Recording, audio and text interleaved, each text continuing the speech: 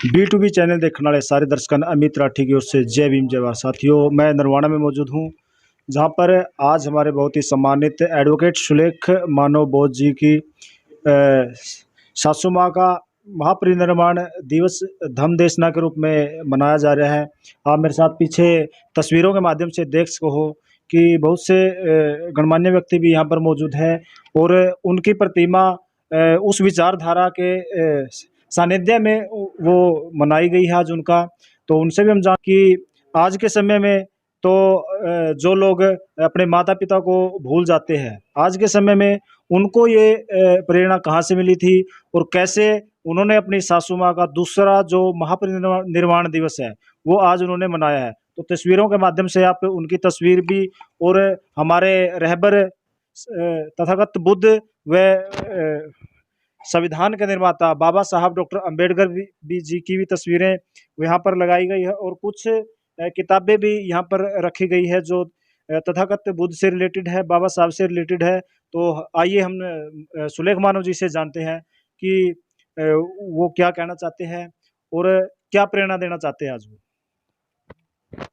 जय भीम नमोदाय जी। तो बताइए सर, आज का जो दिन है, दूसरी पुण्यतिथि कह सकते हैं हम, महापरिनिर्वाण दिवस कह सकते हैं, आज मनाया जा रहा है।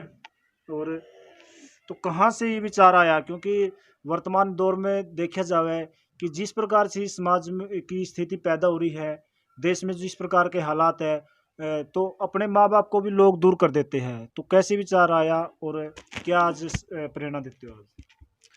ये जो सब आज देख रहे हैं ना, ये सारा महापुरुषों बुद्ध पुरुषों की जो करुणा, उनकी अनुकंपा से हम जो सीख रहे हैं, जो बता रहे हैं, जो उनके आचरण को हमने जीवन में आत्मसात किया है, उन्हीं की बदौलत हमारे बुजुर्ग जितने भी हैं वो हमारी जड़ हैं। हम फूल हैं, पत्ती हैं, फल हैं। वो जड़ सूख जाएंगी ना तो निश्चित तौर पर वृक्ष सूख जाएगा। पत्तियां की कोई बिसात नहीं है, फल भी सूख जाएंगे, गल जाएंगे। हमने अपनी जड़ों को जिंदा रखना है, हमें भूलना नहीं चाहिए उनके जो कष्ट हैं, उनकी जो देशनाएं हैं, उन्होंने जितने भी धैर्य से, ईमानदारी से उन्होंने जो कार्य किए, आज ये सब ठाठ बाट है ना, ये सब हमारे बुजुर्गों की ही बदौलत है। जो कुछ है वो हम उन्हीं की वजह से, उनको हमें याद रखना बहुत जरूरी है। तो कैसा रहा इनका जीवन सफर और क्या क्या प्रेरणा मिली इनसे आपको? मेरा जो शादी थी वो 7 दिसंबर 1997 है। उससे कोई 5 या 4 महीने पहले हमारी जैसे पहली मुलाकात हुई थी। बातें बहुत हैं और कदम कदम पर उनका जीवन प्रेरणा देता रहता है। उनके बताए जो बात है ना वो हमारे जहन में है। उनकी सबसे बड़ी बात है, एक ये होता है गरिमा में जीवन। उनकी खासियत थी वो गरिमा कैसे जीते थे। उन्होंने कभी भी है ना एमसी रहे वार्ड नंबर 4 से, लोगन 4-4 बार बिक गए, लाखों में बिक गए। परंतु एक दिन ऐसा आ गया, भाई इस शहर की शान और शौकत और इज्जत बचा सकती है तो लक्ष्मी देवी बचा सकती है, और वो बचाई उन्होंने। तो एसडीएम है, आईएएस हैं, डीसी हैं। एक बार तो एक किस्सा है, नारियल जो है ना फोड़ते हैं, जैसे कोई शुभारंभ करते हैं, तो एसडीएम ने खुद इनकार कर दिया था, मैं इतनी पवित्र नहीं जितनी लक्ष्मी देवी है। लक्ष्मी देवी फोड़ेगी नारियल। हो सकता भाई ईमानदार तो मैं भी हूँ, परंतु उसका गलती से मेरे से कुछ चूक हो जाए तो इतने मतलब शहर में चर्चा होती है और लोगों ने सर्वसम्मति से कहो बेहतरीन तरीके से शान से इन्होंने सिराकों पर बिठाया। इन्होंने फिर कोई कसर नहीं छोड़ी। जितने काम चेयरमैन के नहीं तो इनके काम है। इनके जीवन में यही है भाई, सत्य निष्ठा ईमानदारी से जीवन जिया है। और एक डिठोरा, जिसको आप हरियाणा में बोलते हैं, डिठोरा का जीवन रहा है, झुके नहीं कभी ज़्यादा जी। तो सुलेख जी एक बात बताइए, आज देखिए महापरिनिर्वाण या पुण्यतिथि तो लगभग कुछ लोग मना ही लेते हैं, वैसे तो तमाम लोग भूल जाते हैं लेकिन कुछ लोग मनाते हैं, लेकिन उनका तरीका कुछ अलग होता है। और आपने जो ये तरीका अपनाया है, तथागत बुद्ध है, उनकी किताबें हैं, बाबा साहब है उनके द्वारा लिखी विधान है, तो कहाँ से विचार आया ये विचार मेरे है ना, जो बुजुर्ग हैं, हमारे मदर इन लॉ है, फादर इन लॉ है, हमारे पिताजी हैं, और हमारे जो पारिवारिक मेंबर रहे हैं, वो शुरू से ही इस तरह के उसमें रहे हैं, धम्म में सच्चाई के मार्ग पर रहने वाले। और उन लोगों का जो देशनाएं थी, उनका जो संदेश था, वो यही है कि पाखंड मुक्त हो, वैज्ञानिक वादी धर्म को अपनाओ। और बाबा साहब ने इतनी सब कुछ न्यौछावर कर दिया। वो किसके लिए किया? हमारे लिए किया। हमारे हम जो भी पीड़ित है, शोषित है, उन लोगों के लिए सब कुछ न्यौछावर कर दिया। तो हमारा बनता है दायित्व भाई, वो क्या देना चाहते थे, वो हमारे लिए तो न्यौछावर करके सब कुछ सर्व इस समाज के लिए। तो हमने उनके बताए मार्ग पर चलना चाहिए। उन्होंने जो जितनी भी बातें बताई हैं, वो सर्वश्रेष्ठ मार्ग जो है धम्म का मार्ग है। धम्म एक मार्ग है, एक बहुत सुंदर मार्ग है। उसके अनुसार, उनके कहे अनुसार हमें चलना चाहिए। और उन्हीं की प्रेरणा से, महापुरुषों की, तथागत बुद्ध की प्रेरणा से, हमारे बुजुर्गों की प्रेरणा से ही ये हमें प्रेरणा मिलती है और ऊर्जा मिलती है। हम है ना, एक भेड़ चाल से बच के एक अलग तरीके से हम ना देशना के माध्यम से यार दोस्त मित्र मंडली बैठ के ना, उसके बहाने हम विचार विमर्श करें। जो उन्होंने जिनका लाभ हमने लिया है उनसे, उनका भी हम एहसानमंद रहे और बताएं भाई हमारे बुजुर्ग ऐसे ऐसे थे, इतने महान थे, उन्होंने जीवन में ये कष्ट उठा के हमें ये देना चाहा और वो उन्होंने दिया।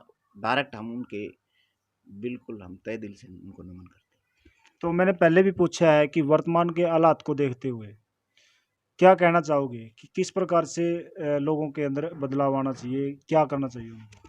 देखो, पहली बात तो यह है, ढोंग का जीवन ना हो, ढंग का हो, वास्तविक जीवन होना चाहिए। बुधाई जय भीम। और आपके चैनल के सभी दर्शकों को भी मेरा नाम बुधाई जय भीम।